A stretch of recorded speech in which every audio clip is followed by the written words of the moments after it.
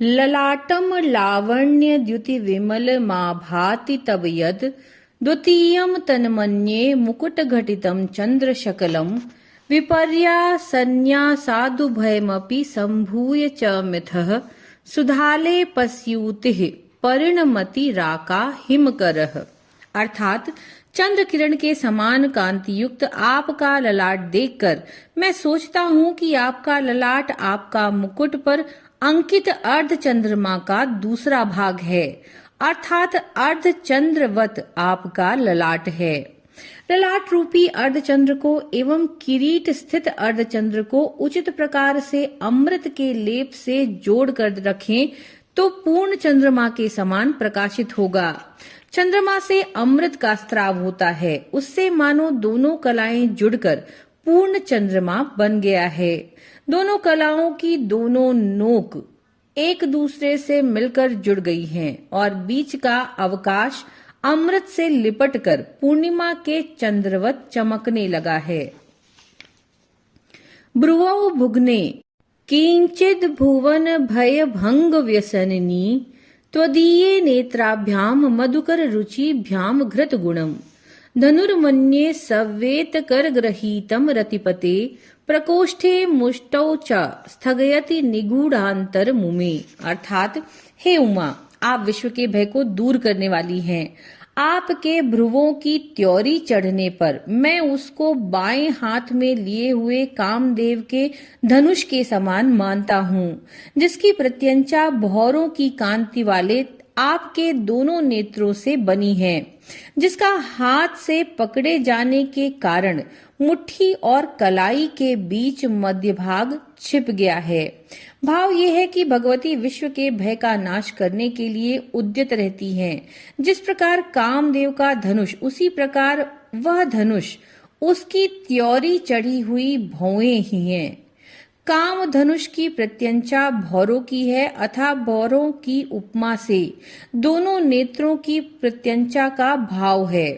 अर्थात भगवती की त्योरी चढ़ते ही संसार के भय नष्ट हो जाते हैं और मध्य भाग धनुष को चढ़ाते समय मुट्ठी में दबा हुआ सा है।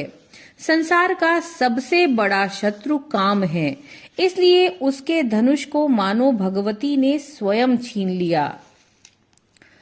अहसूते सव्यम तव नयन मरकात्मकतया त्रिया माम वामम ते सृजति रजनी नायकतया तृतीया ते दृष्टिर्दर्दलित हेमाम्बुज रुचिः समाधत्ते संध्याम दिवसनिश योरंतरचरीम। अर्थात आपका दक्षिण नेत्र सूर्य स्वरूप है, जिससे दिन की सृष्टि होती है, और वाम नेत्र चंद्रमा स्वरूप होने के कारण रात का कारक है। आपका तृतीय नेत्र, जो अर्ध विकसित सुवर्ण के बने हुए कमल के समान सुशोभित है, वह दिन और रात दोनों के मध्य में रहने वाली संध्या की सृष्टि करता है। सामने से दर्शन करने पर भगवती का दक्षिण नेत्र प्रथम और वाम नेत्र बाद में दिखेगा। जैसा कि लिपि क्रम भी वाम भाग से दक्षिण भाग की ओर होता है, अर्थात पहले दिन और पश्चात रात्रि की क्रम गति और मध्य में संध्या। विशाला कल्याणी स्फुट रुचिर योध्या कुवलये कृपाधारा धारा किमपि मधुरा भोगवतिका अवंती दृष्टिस्ते बहुनगर विस्तार विजया ध्रुवम तत्नामव्यवहरण योग्या विजयते। अर्थात आपकी दृष्टि विशाल, मंगलमयी, विकसित कमलों की शोभा की उपमा से ऊंची, करुणा स्तोत्र का आधार, माधुर्य में रक्षा करने वाली तथा अनेक नगरों के विजय की शोभा से शोभायमान है।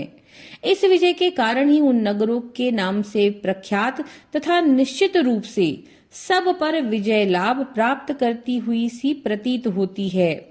अंतर विकसित दृष्टि विशाला कहलाती है। आश्चर्य युक्त दृष्टि कल्याणी है। जिसमें पुतलियां फैल जावें वह अयोध्या, आलस्य युक्त दृष्टि धारा, नेत्रों के किंचित चक्कर खाने पर मधुरा, स्नेह युक्त मैत्री के भाव युक्त भोगवती, मोहित निष्पाप दृष्टि जिसमें भोलापन टपकता हो वह अवंती, और अर्ध मुदित तिरछी निगाह विजया कहलाती है। कवि नाम संदर्भस्तव कम करंदई करसिकम कटाक्षव्याक्षेप भ्रमर कलभौ कर्ण युगलम अमुंजन्तौ दृष्ट्वा तव नव रसास्वाद तरला वसूया संसर्गा दलिक नयनम किंचिदरुणम। अर्थात कवियों के कविता रूपी पुष्प गुच्छों में स्थित पराग का रस लेने में विशेष रूप से तत्पर आपके दोनों नयनों का अनुकरण कविताओं और नवरसों का आस्वादन लेने को बेचैन भ्रमरों के समान देखकर संभवतः ललाट स्थित आपका तीसरा नेत्र ईर्ष्यावत किंचित लाल रंग से युक्त है। भाव यह है कि दोनों कान कविताओं के रसिक और दोनों नेत्र भी नवरसों का आस्वादन लेने को तत्पर हैं। इसलिए कानों का स्पर्श करने के लिए वहां तक फैले हुए तीसरे नेत्र का ललाट में स्थित रहने के कारण कान तक नहीं पहुंच पाने के कारण उनसे ईर्ष्या करता है। इसलिए वह असूया से लाल हो गया है। सौंदर्य के लक्षणों में नेत्रों का दीर्घ होना भी महत्वपूर्ण है। कवि उनका कानों तक फैला हुआ वर्णन करते हैं। शिवे श्रृंगारार्द्रा तदित रजने कुत्सन परा सरोषा गंगायाम गिरीश चरिते विस्मयवती हराहीभ्यो भीता सरसी रुह सौभाग्य जननी सखीषु स्मेरा ते मई जननी दृष्टिस सकरुणा। अर्थात हे माता, शिव जी के प्रति आपकी दृष्टि श्रृंगारार्द्र अर्थात काम युक्त है। उनके अतिरिक्त दूसरों के प्रति आपकी दृष्टि कुत्सित उपेक्षा युक्त है। गंगा देवी के प्रति क्रोध है। शिव जी के चरित्रों पर विस्मय प्रकट करने वाली है। शिव जी द्वारा धारण किए गए सर्पों के प्रति भय है। कमलों की शोभा को पराजित करने वाली सखियों के प्रति मुस्कान लिए हुए है और मेरे ऊपर आपकी करुणामयी दया दृष्टि है। यहाँ भगवती की दृष्टि से नवरसों की अभिव्यक्त होती है। ये रस क्रमशः श्रृंगार रस, वीभत्स्य, रौद्र, अद्भुत, भयानक, वीर, हास्य, करुणा और शांत हैं।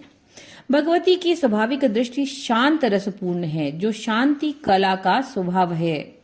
जब मन विकार रहित होता है तभी शांत रस का निर्माण होता है, इसलिए नौवे रस को नहीं कहा गया।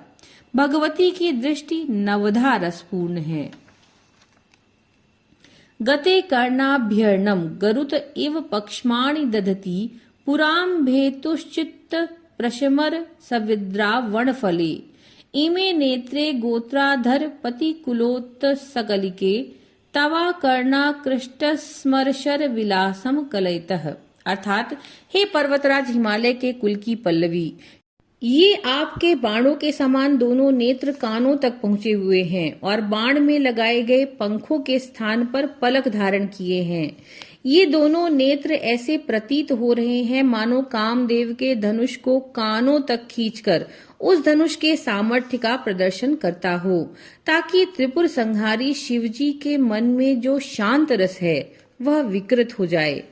बाणों में गति लाने के लिए पंख लगाए जाते हैं और अग्रभाग पर चीरने के लिए लोहे का फल होता है।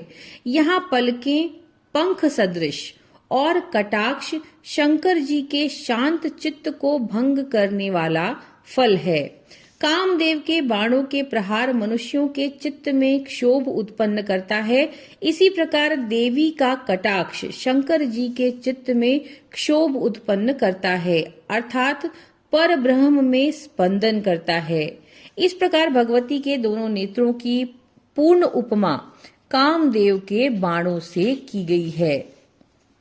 विभक्त त्रय वर्ण व्यतिकरित लीलांजनतया विभाति त्वन्नेत्रत्रिय मिद मीशान दैते पुनःसृष्टुम देवान द्रुहिण हरि रुद्रानुपरतान रजसत्वम विभ्रतम इति गुणानाम त्रयमेव। अर्थात हे परम शिव प्रिय, ये आपके सौंदर्य प्रसाधन के रूप में तीनों नेत्रों में 3 रंग का अंजन लगाने से मानो अलग अलग 3 रंग चमक रहे हैं।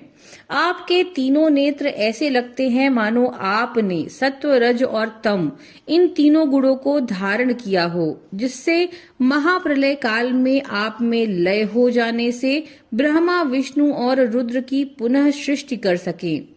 3 रंग 3 गुणों के द्योतक हैं। रजोगुण रक्त वर्ण है, सत्वगुण शुक्ल वर्ण है और तमोगुण कृष्ण वर्ण है। देवी के 2 नेत्र चंद्र और सूर्य श्वेत तथा कृष्ण वर्ण और तीसरा नेत्र आग्नेय रक्त वर्ण है। प्रलय काल में भी शक्ति ब्रह्म के साथ अव्यक्त रूप में बनी रहती है तथा प्रलयांत में व्यक्त होकर लय हुए त्रिदेवों को फिर अपने नेत्रों के उन्मीलन से उत्पन्न करती है। यद्यपि दृष्टि की शक्ति एक ही है, तो भी 3 प्रकार के गुण रूपी अंजनों के कारण वह त्रिधा प्रतीत होती है, क्योंकि तीनों में सृष्टि स्थिति संहार करने की 3 शक्तियां एक ही शक्ति के 3 रूप हैं। पवित्रीकर्तुम नः पशुपति पराधीन हृदय दया मित्रेर नेत्रेर ऋण धवल श्याम रुचि भी नदः शोणो गंगा तपन तन एति ध्रुवमं त्रयाणाम तीर्थानाम उपनयसी संवेद मनघम। अर्थात पशुपति को अपने हृदय को समर्पित किए हुए हे देवी, दया की भागनी लाल, श्वेत और श्याम वर्णों से युक्त आपकी आंखों से पश्चिम की ओर बहने वाली लाल रंग की शोणभद्रा नदी, श्वेत वर्ण की गंगा और सूर्यपुत्री श्याम रंग यमुना, तीनों का संगम पापनाशक है। आपके दर्शन करने वालों को पवित्र करने के लिए ही आपने इस संगम की योजना की। तीनों नेत्रों के बीच गंगा, यमुना और तीसरा नेत्र शोण नदी है। ज्ञान नेत्र में तीनों का एकीकरण होता है। देवी का मुखमंडल श्याम, यमुना, श्वेत गंगा और लाल शोणभद्रा का संगम स्थल सा है। उन स्थानों पर ऐसी धारणा है कि वहां चित्त को ध्यानमग्न कर देना ही उक्त तीर्थों के स्नान का फल है। निमेषोन्मेषाभ्याम प्रलय मुदयम याति जगति तवेत्याहु संतो धरणिधर राजन्य तनये त्वदुन्मेषाज्जातं जगदिदं शेषं प्रलयतः परित्रातुं शंके परिहृत निमेषास्तव दृशः। अर्थात हे धरणिधर राजा हिमांचल की पुत्री, संतों का ऐसा कथन है कि आपके नैनों के बंद करने से जगत में प्रलय और उन्मेष नैनों के खोलने से सृष्टि होती है। आपके नेत्र खोलने से उत्पन्न इस सारे जगत को पुनः प्रलय में नष्ट होने से बचाने के लिए ही मुझे ऐसी शंका होती है कि आपकी आंखों ने झपकना बंद कर दिया, इसलिए आंखों को बंद किए बिना ही आप रहती हैं। देवताओं के नेत्रों में झपकियां नहीं पड़ती, इसलिए भगवती के नेत्र भी सदा निमेषोन्मेष रहते हैं कि कहीं झपकने के साथ ही तुरंत प्रलय ना हो जाए। तवा पड़ने करने जपनैन्य पैशून्य चकिताः निलीयन्ते तोये नियत मनिमेषा शफरिकाः इयं च श्रीर्बद्धच्छद कवाटम कुवलयम जहाति प्रत्यूषे निशि च विघट्य प्रविशति। अर्थात हे अपर्णे, कानों तक फैले दीर्घ एवं मछलियों के समान आपके जो नयन हैं वे ऐसे लगते हैं मानो ईर्ष्यावश जाकर कानों से कुछ न कुछ बता रहे हैं। ये देखकर मछलियां अपने विरोध में कुछ आरोप समझकर भय के मारे आंखें बंद किए बिना ही टकटकी लगाए हुए पानी में स्थिर छिपी पड़ी रहती हैं। आपके आंखों के सौंदर्य लक्ष्मी प्रातः काल बंद होने वाले कुवलय पुष्प को छोड़कर बाहर आ जाती है और संध्या होते ही उसके खुलने पर पुनः उसी में प्रविष्ट हो जाती है। भाव ये है कि भगवती के निमेषोन्मेष वर्जित नेत्रों की प्रतिद्वंदी एक तो मछलियां हैं और दूसरी कुमुदनी। मछली तो पानी में छिपी रहती हैं और कुमुदनी रात्रि को ही दिखती हैं, अर्थात दिन में बंद होकर श्रीहीन हो जाती हैं। दृशाद्रागी यस्या दर दलित नीलोत्पल रुचा दवीयांसं दीनं स्नपय कृपया मामपि शिवे अनेनायं धन्यो भवति न च ते हानिर्यता वने वा हर्मे वा समकर निपातो हिमकरः। अर्थात हे मंगल स्वरूपिणी, किंचित विकसित नीलोत्पल पुष्प के समान शोभा से युक्त अपनी दीर्घ दृष्टि से आप अधिक दूर स्थित मुझ दरिद्र को भी स्नान करा दो, जिससे यह संपन्न हो जाएगा। और ऐसा करने से आपकी कोई क्षति नहीं होगी, क्योंकि चंद्रमा की किरणें चाहे वह जंगल हो या शहर में स्थित महल, दोनों पर समान रूप से पड़ती हैं। माता जी की कृपा दूर तक पहुंच सकती है। माँ की कृपा संतान पर पड़ेगी। ब्रह्मांड की प्रत्येक जीव राशि की माता हैं, वह जगन माता हैं, अतः उनकी कृपा दृष्टि की कोई सीमा नहीं। अरालम ते पाली युगल नगरा जन्य तनये न केशा मा धत्ते कुसुम शर कोदंड कुतुकम तिरश्चीनो यत्र श्रवण पथ मूल्यंघ्य विलस नपांग व्यासंगो दिशति शर संधान धीषणाम। अर्थात हे पर्वतराज की पुत्री, आपके कानों और आंखों के बीच का जो भाग यह भ्रम उत्पन्न करता है कि वह पुष्पों से बनाए गए कामदेव का धनुष है। जहाँ श्रवण पथ का उल्लंघन करना आपके तिरछे कटाक्ष कनपटी को लांघकर कान तक पहुंचे हुए बाढ़ के समान दिखता है, जो दोनों भौहों के धनुष पर चढ़ा हुआ है। कनपटियां धनुष के कोण हैं। भगवती की त्योरी रूपी धनुष पर चढ़े हुए कटाक्ष रूपी बाण से सब बाधाएं नष्ट होती हैं।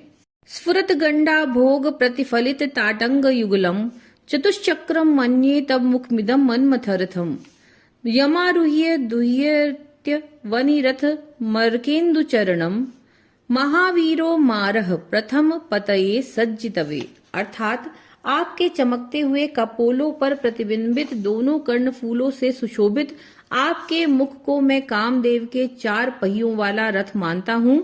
उसमें चढ़कर अथवा उसका आश्रय लेकर महावीर कामदेव सूर्य और चंद्रमा रूपी पहिए से भूमि रूपी रथ में युद्ध के लिए जाते हुए प्रमथ गणों के अधिपति परम शिव को ही छलता है। मुख रथ है, उसके 4 पहिए कानों में लटकते हुए 2 कर्णफूल और 2 कपोलों पर उनके प्रतिबिंब हैं। शंकर जी का रथ पृथ्वी है, जिसके सूर्य और चंद्रमा 2 पहिए हैं, जिस पर चढ़कर शंकर जी ने त्रिपुरों को हराया था। परंतु यहाँ देवी के मुख रूपी रथ का आश्रय होने के कारण मन्मथ शंकर जी के समक्ष युद्ध करने का साहस करता है। सरस्वत्या सूक्तिरमृत लहरी कौशलहरी पिबन्त्याः शर्वाणि श्रवण चुलुकाभ्याम विरलम चमत्कार श्लाघा चलित शिरसः कुंडल गड़ौ छड़त्कारैस्तारे प्रतिवचन माचष्ट इवते। अर्थात हे शिवपत्नी, अमृत प्रवाह के माधुर्य को स्वीकार किए हुए आपके शब्द माधुर्य को अपने कर्ण रूपी पात्र से निरंतर पान करने वाली सरस्वती देवी जब उस बोली की प्रशंसा में सिर हिलाती हैं, तब उनके कर्णाभरण से झड़त झड़त की जो ध्वनि निकलती है, वह हुंकार करते हुए मानो उत्तर दे रहे हैं। भगवती जब अनुज्ञा सूचक सिर हिलाती हैं, तो उनके कानों के कुंडल मानो ओम का उच्चारण करके अनुज्ञा प्रकट करते हैं।